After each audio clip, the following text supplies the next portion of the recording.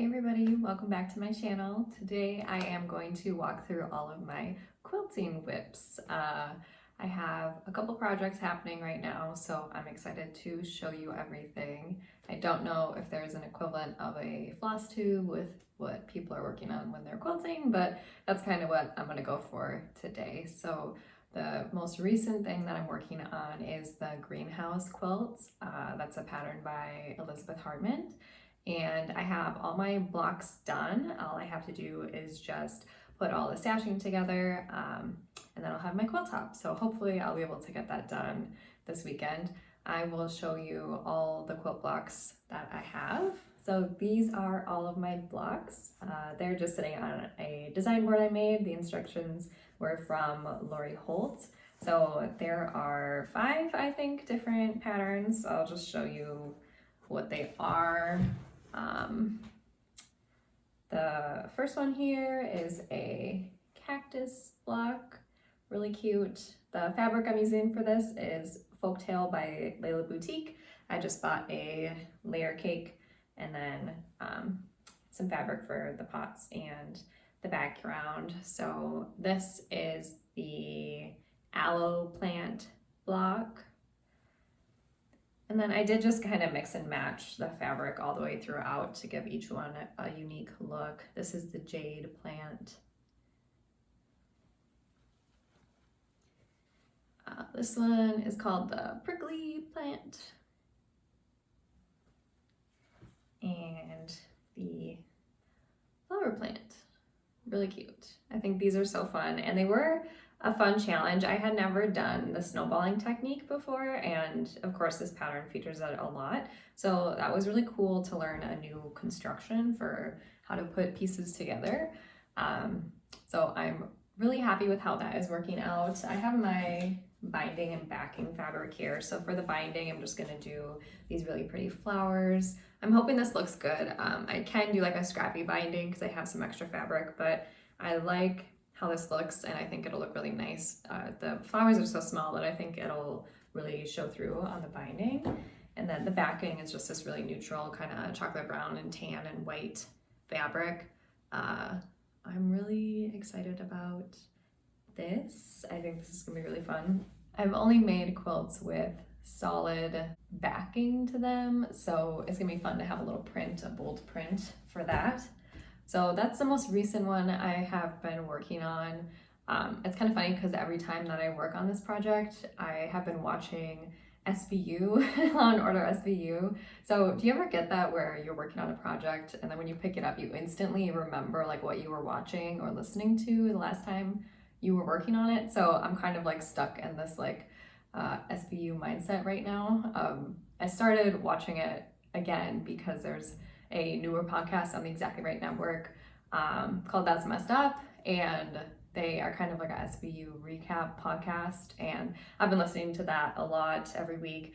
So I went back to watch an episode that they featured, and then I was like, well, you know what, I might as well just start back from the very beginning, which if you know anything about Law and Order SVU, it's been on forever. So there's like 21 or 22 seasons, and I'm on season 4, I think now. So yeah, I have quite a ways to go. I don't know how far I'll actually get, but it is a good thing to have on in the background while you're quilting because you don't really have to pay that much attention to it. You can kind of just, it's there. You can follow what's happening without being so involved. I don't like watching like serious dramas or anything when I'm quilting because I tend to miss things, especially when I'm piecing because the sewing machine is so loud. So yeah, I'd love to know if you guys get that at all. I love true crime, so I'm always listening or watching to a true crime thing, and my husband thinks it's really weird. He doesn't understand it. I'm sure y'all can relate if you are a true crime fan. Either you get it or you don't. And it was funny because my husband actually came in, I'm going on a tangent here, but my husband came in the other day when I was working on a project and he said, have you ever heard of the Yuba County 5? And I said, what? No, like I hadn't heard of this before.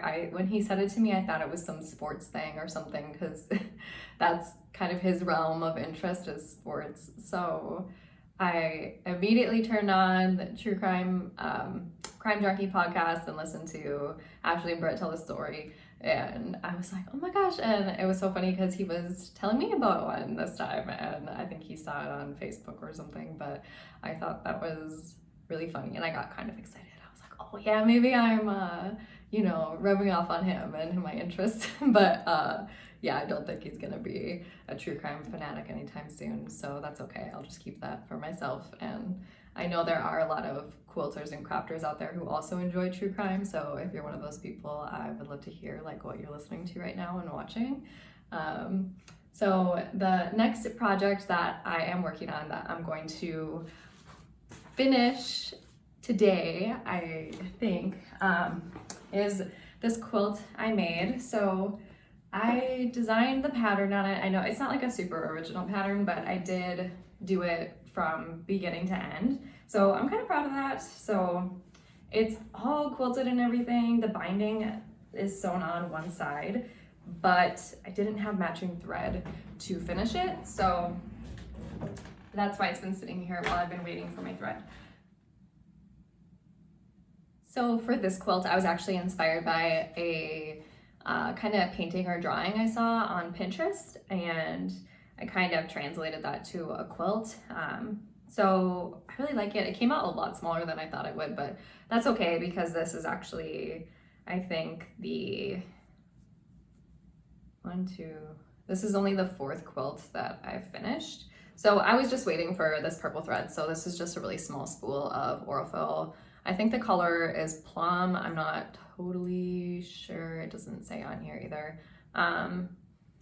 But yeah, I just got a really small one because all I need is just to fold it all over and then stitch on the back. So I have never done hand binding. I don't want to. I want to finish more quilts, and hand binding obviously is time consuming. If I'm gonna stitch, I'd rather just cross stitch to work on like a different project.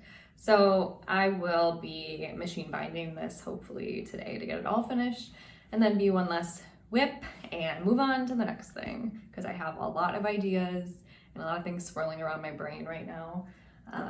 So that is that one. Next, let's see. I just got a huge fabric haul, I guess, from Fat Quarter Shop. It's just yardage. It's not really exciting, so I'm not doing a video on it, but I will show you kind of today. I'm not going to take it all out. It's a bunch of different colors, so you can see just kind of a little bit wild, and I don't know how well you can see in there, but yeah, it's just like a ton of different colors. So there's 2 projects in here. One project is I saw on Instagram, Pride and Joy Quilting made a quilts, foundation paper piecing quilt of, Bernie and his mittens at the inauguration, and I bought it. Obviously, I have no idea how to foundation paper piece. It was gonna be like a gift for my husband to hang in his office, and I bought all the fabric, so I am slowly going to be working on that one. I know it's really ambitious for never having done it before. The Serendipity quilt along is coming up soon with Fat Quarter Shop, and I'm pretty sure that their foundation paper piece papers are in the quilt kit that I bought, so I'm kind of hoping that'll be a beginner, like, let me really basically figure out how to do this, and then I'll be able to do the Bernie Mittens pattern. So most of the colors in there are for that. There's a couple more neutral colors. I'm doing like a green and brown neutral quilt for our bed. We don't actually have a bed quilt yet.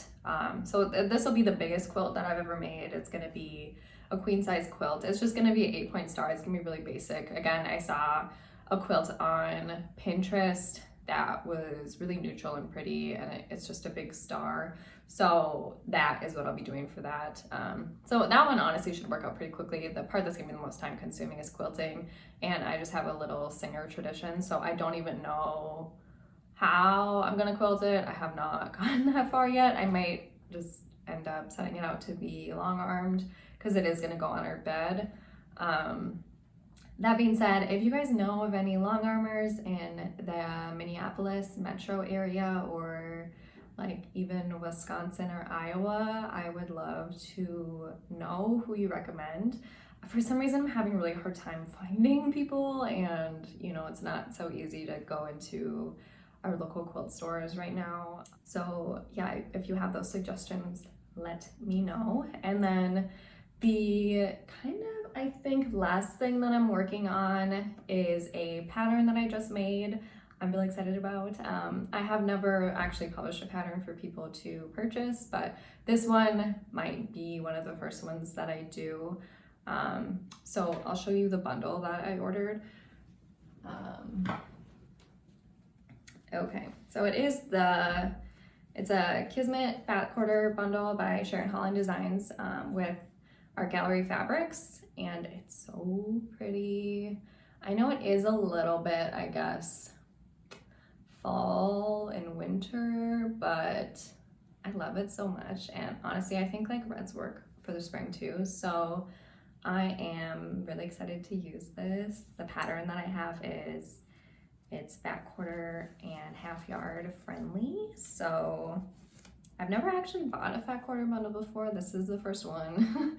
And I bought it from the Cotton Cure on Etsy. And they came with the, you know, their logo here, they came with a sticker, and I put it on my sewing machine, and I'm like, oh my gosh, now I'm one of these people that has stickers on their sewing machine. And my sewing machine is like $100, so that'll be the one that collects stickers. And then eventually when I upgrade, hopefully soon, that one will stay probably not stickered. So I'm just trying to open this so I can show you all the fat quarters.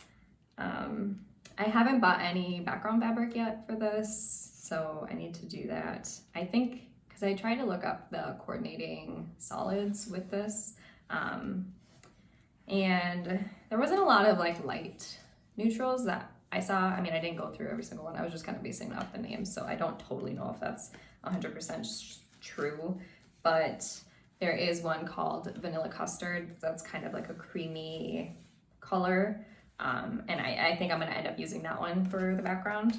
I just have to order it, and you know, I usually buy my fabric from Fat Quarter Shop, but right now with everything happening in Texas, of course, you know, that's not their priority right now, filling orders.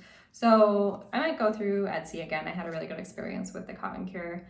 I don't think that they have the color, but there are some other shops that do. So I'm just gonna quickly go through all these fat quarters because they're so pretty. There's one. So for my quilt, I'm gonna kind of, look at there's little moths on this one, so cute. I'm gonna kind of mix and match all these together. Each block is gonna have 4 different prints in it. So it'll be really colorful and mixed up and just different for me. This is one of my favorite ones. I love this like charcoal color, so pretty. I saw, lo and behold, Stitchery made their Nightingale pattern out of this fabric collection, and they actually used the solid version of this, which I think is, oh gosh, I forget what it's called, but it's like this charcoaly color as the background. And I was like, wow, like that's it. Really made everything, like it just made it really punchy and different, and I love that. But it's not exactly the look that I'm going for with my quilts. I'd rather have a lighter background, so we're gonna do something a little bit different. I really like this one. It's really fun with the little orange stripe. Cute. And this is just like that charcoal one, but in orange.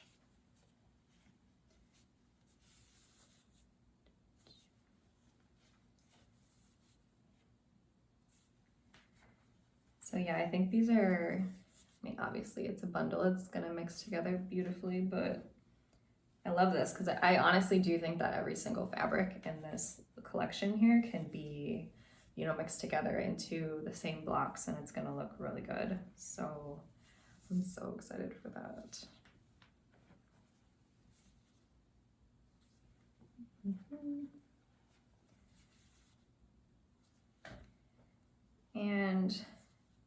like I said, for the background, I'm not exactly sure if that like vanilla custard AGF solid is more like this color, or you can kind of see like maybe that color in there. That looks a little peachy, I guess, but I'm kind of hoping that it's similar to this color to be more white, but it doesn't look that white on the swatch online. I don't have the color card, and I've never actually used Art Gallery fabrics before, so I don't know. I'm just gonna have to order it. It says it goes with the collection, so I'm sure it's gonna be beautiful and look just fine, even if it is a little more creamier than a typical white background. I almost always, for a white background, will use Off-White by as a Moda Bella Solid, and I do have the Moda Solid color card, so you know, I might even try that and see if it goes, and if it goes, I'll just mix fabric lines. That's fine too. I mean, I don't really mind about that. So that is everything that I'm working on right now. I hope you all had fun going through it all with me, and maybe are inspired a little bit by what I'm working on. I would love to hear what you're working on, and if you have any, you know, suggestions throughout the way. If you've ever quilted a queen size quilt on a teeny tiny Singer Tradition machine, let me know how you successfully did it. And I thank you all so much for sticking with me. The past week has been really exciting since I released my floss tube. I've gotten a lot more subscribers and more people commenting and interacting with me in the comments, and I've really enjoyed that. So I can't wait for next week. I hope to do another floss tube for you, but as always, I'll have a new video for you next Monday. If you are enjoying the content, please like and comment and subscribe. I'd love to have you stay with me for the long haul. All right, thanks everybody. See you next time.